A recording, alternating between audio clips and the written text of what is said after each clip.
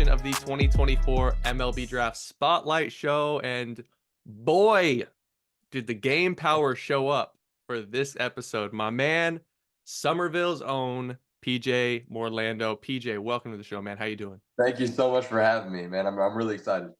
Absolutely. I've been looking forward to this episode. I reached out to you in like September. Like I've been looking forward to getting to know you, talking with you, and kind of learning what PJ how PJ ticks and everything about you. So open this thing up the exact same way I've opened it up for years. PJ Morlando, who are you, man? On the field, off the field, best tools. Who are you off the field? Like what are your passions, hobbies? Tell us about yourself. Yeah, I just love life. I think baseball is just a fun game that we get to play in life. So I enjoy waking up every morning and going to be my best self. I think kindness and a smile carries the day to make a great day.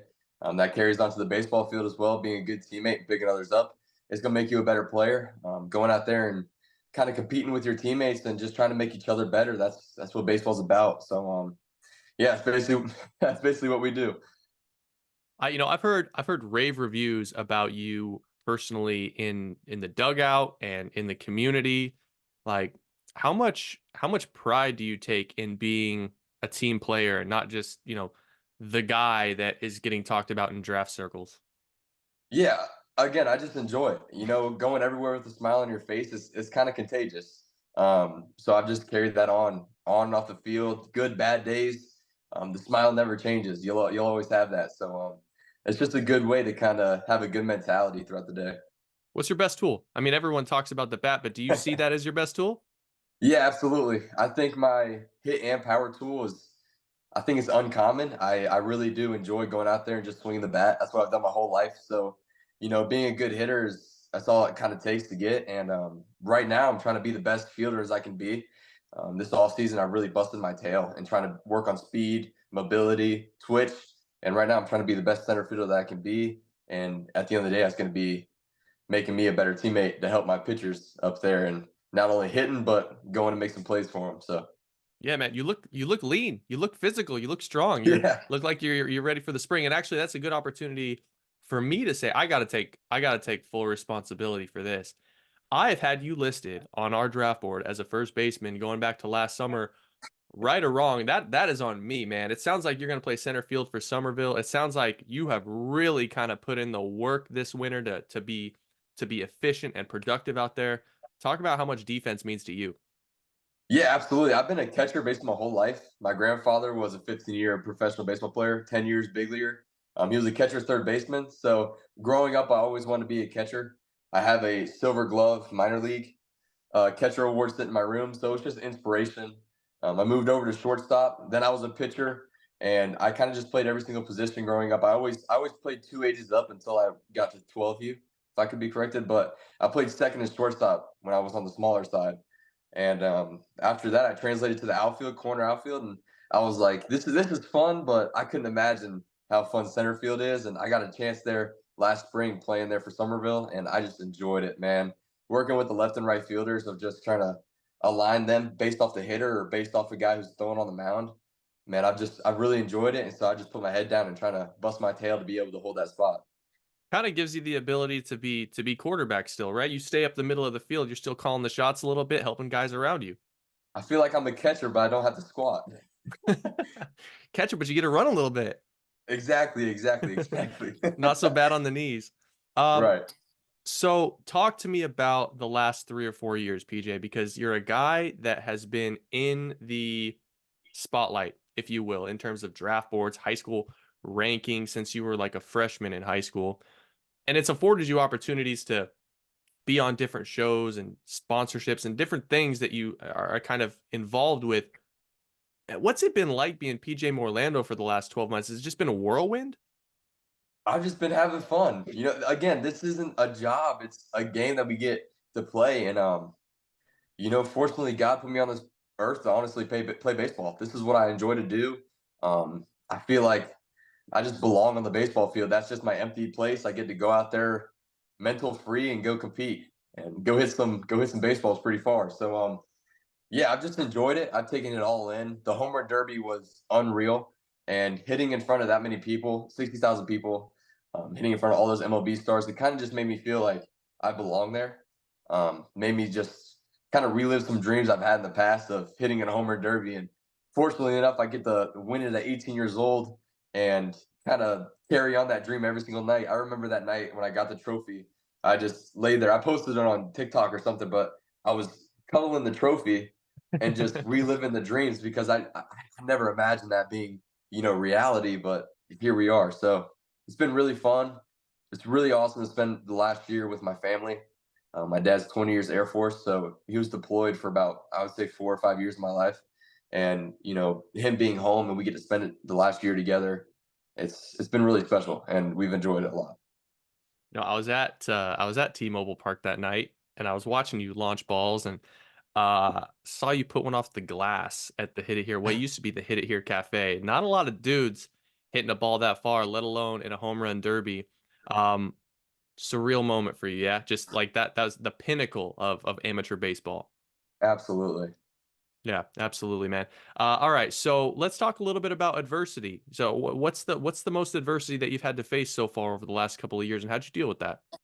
Yeah, so again, my dad being gone and kind of having to take care of the home, being the man of the house.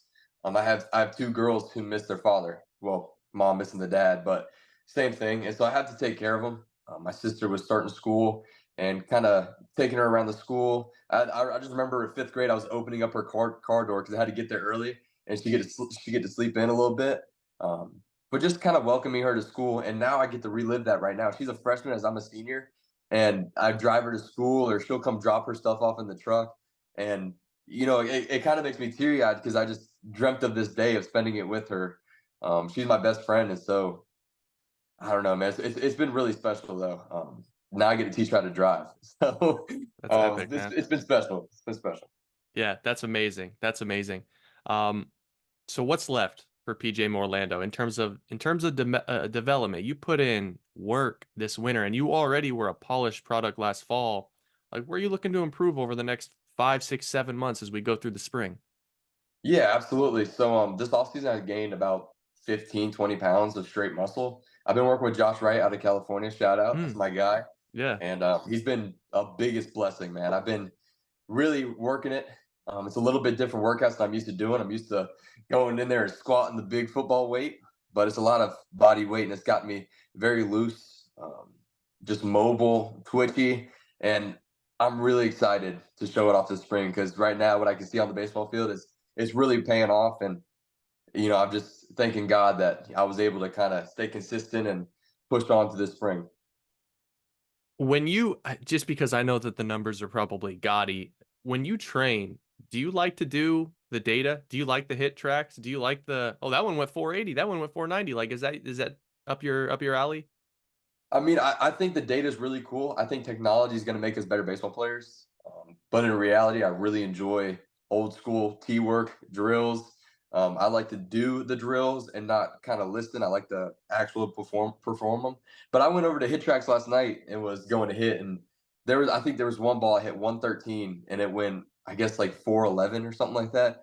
But you have to hit the perfect launch angle on Hit Yeah. Tracks for it to be a home. So I don't know about Hit Tracks, but the exit view is pretty cool to see for Yeah, sure. no, I'm sure the exit velo is correct, but it's like those, like, I'm a big golfer. It's like those golf simulators, right? All You go right. out and you career it on the simulator, and then you're like, well, can't break 100 still. Exactly. That's exactly it.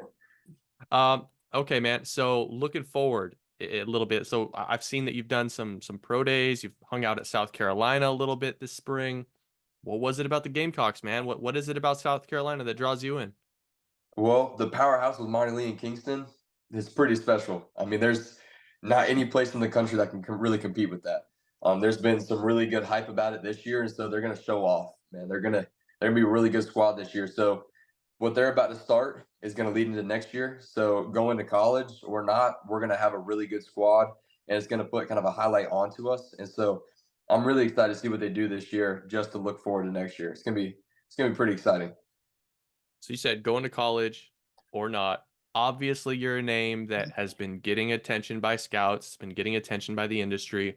I want you to talk, though, to a future fan base. Let's say you get drafted in July, you end up signing.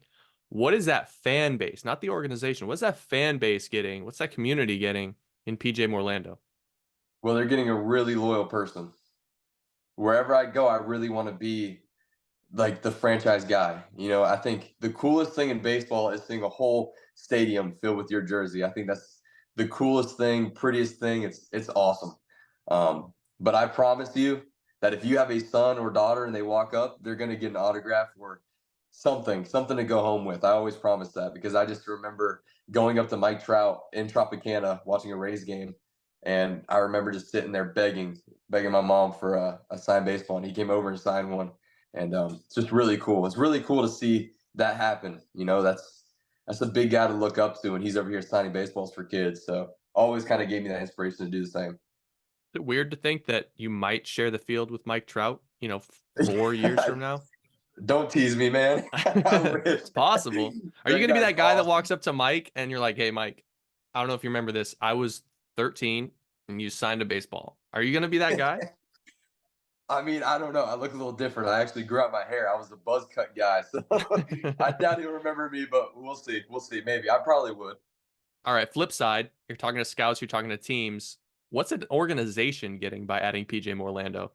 Yeah, I think again they're getting a good clubhouse guy, but I'm gonna go compete, and I'm not gonna stop no matter what. I'll never be satisfied until the day that I have to hang up my cleats. So I'm gonna go every single day into practice, and I'm gonna bust my tail, and I'm gonna try to be at least 1% better than I was the previous day. It's a good answer. We're probably to that point where you've talked to 20, 25, maybe 30 teams at this point. It's the weirdest question that you've gotten on a Zoom call. I honestly haven't gotten any. It's been really just friendly conversation. I feel like it's kind of easy to they've been easy to talk to. It wasn't what I expected. I expected some wackadoo maybe question or Yeah. something like tug on my brain and make me answer something weird. But no, it's been really friendly conversation. No peanut butter in the fridge yet, huh? No, no, no, no jelly yet. No jelly. All right, man. We'll leave you with these last two questions. Ask these questions at the end of every interview. You got, let's say you got 20 to 25 more years of your career, right? What's the one walk-up song that you would be comfortable selecting and not changing for the next 2 decades? Well, I've had the same one since I was 7 years old, starting on the All Star team. 7. The show goes on. Luke Fiasco. spin, Dude, spin that's the an same song. all-timer. The GOAT. G That O is A an T. all-timer. I am so glad you said that. Absolutely. You got a point in my book. Lupe Fiasco forever, Good. man. Yeah, I have not changed it. I haven't I changed love it. It's that. been the same thing. Yeah, that song goes hard. That's a really good Yeah. one. All Thank right, you. I'll leave you with this. Um, Team USA showcases. I mean, you've played all over the place. Who's the one guy that you would definitely not let date your little sister? Well, I got one. um, Listen, I'm gonna be honest with you. If she's dating a PGL American or USA baseball player, I think I'm doing good. I'll give you this. I've seen the video. I've seen the video. Let's say your sister 10 years from now had the opportunity to date Eric Sim. Oh God. Well, I don't know, man. I'm gonna be honest with you. She might come out 200 pounds and shredded. So, um, listen, if she starts hitting nukes with him, I approve. But I hope I'm just gonna send this to him if it comes out, man. Eric, I'm sorry, but no. King of JUCO. Nope, nope. King of JUCO, man. PJ, man, it's been a pleasure. I've really enjoyed getting to know you, and I'm just excited to see what you bring to the table this spring because everyone's excited. You seem like a great kid, and baseball is better with you in it, man.